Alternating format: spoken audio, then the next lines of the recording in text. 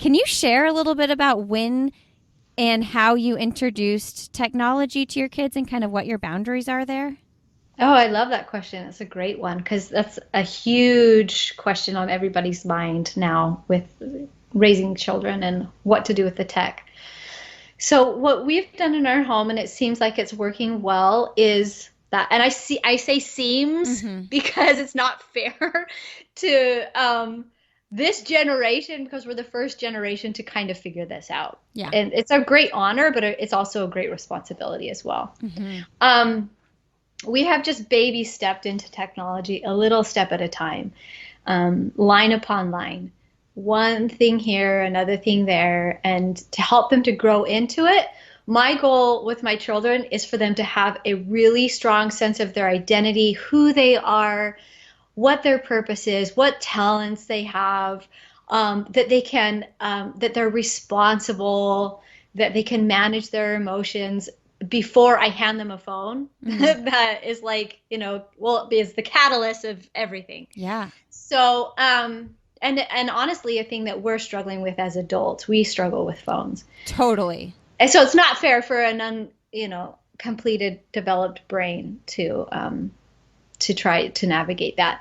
So what we've done is I like we gave Erin, that's my oldest, we gave her like an MP3 player so that she could learn how to manage that and when to play that and when to not. And then we would do walkie talkies, and then let's try now that then we gave her an Echo Dot so that she could listen to music and use it as an alarm clock. Now the girls have a phone that is my old smartphone that they share, and it stays at the house, and they use that to text their friends and Mm. to communicate with their friends. So it's shared, and I kind of love that because they police each other. It's I like the best love thing that. ever. That's They're awesome. just like, you've been on it too much. You need to put it away, because I they're love the all into sharing.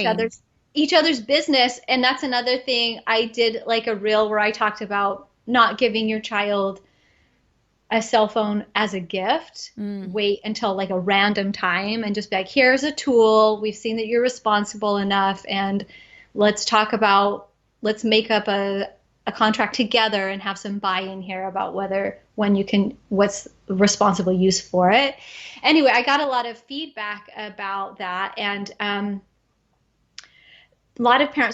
lot of people were saying, well, cell phones should be private, like it does belong to them because it's private. And that's Mm. not personally, I feel like if you are a teenager, cell phones are not private. Mm. Mm-hmm. They should be something that and mom and dad can get into at any time, and so I love that they're sharing it. It's that there's no privacy because there's only one texting app, and they all have to like make sure they don't read each other's texts, because then they won't know who what Yeah. texts are new and what aren't. But they're kind of finding that line between like, I respect you, you respect me, but we can also like see each other's stuff. So it's a kind of, again, you're just teaching them one step at a time how to manage that, how to use it as a tool, how to put it away when you don't need it. Um, and so the little steps at a time. We never allow any tech in bedrooms. See, Uh, that's key. yeah, it is key, and that's something that if I could stand on the mountaintops, that'd be one of the things I would shout out is, please don't let tech go into bedrooms. I know I kick myself when my kids see me in bed with my cell phone out. I'm like, you are not going to let them do that. So why are you letting them see you do that? Yeah, it's difficult. It's difficult to model all of the things, isn't it? Yeah, because you can simply be checking your email, but you're staring at your phone and they don't know what you're doing. And so, Right. it's just all they're seeing is you on your phone. Right. And that's another good thing to know is when you are on your phone and you're with them, you can tell them what you're doing. So Mm-hmm. sometimes I'll say, okay, hold on 1 second. I'm messaging my friend because I just found out that her daughter's in the hospital and I want to make sure she's okay.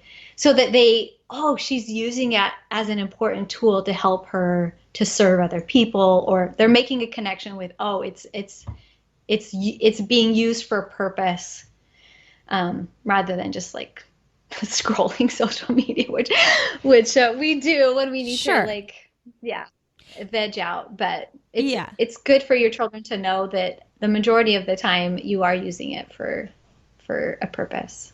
Yeah. Did you give them like limits though? Because I'm just curious. I mean, my kids are so young, so obviously, the fighting and the it's my turn thing is much different when you're talking about an 8 and a 6-year-old and you're talking about a 17 and a 15-year-old. But did you just say, hey, you guys need to figure out like who gets the phone when? Because, I'm imagining one of them's in the middle of a long text string with a friend and the other one might want the phone and all that. Mm-hmm. Yeah. So our rule is when another child needs it for something, they can say, okay, in 10 minutes. So Okay. once another child needs it, then they can have 10 minutes to finish up whatever it is that they need to do, and then they hand it over. Also, they're supposed to finish their schoolwork and have their jobs done before they use it. That's something that we still work on, and we have to reteach over and over and over again.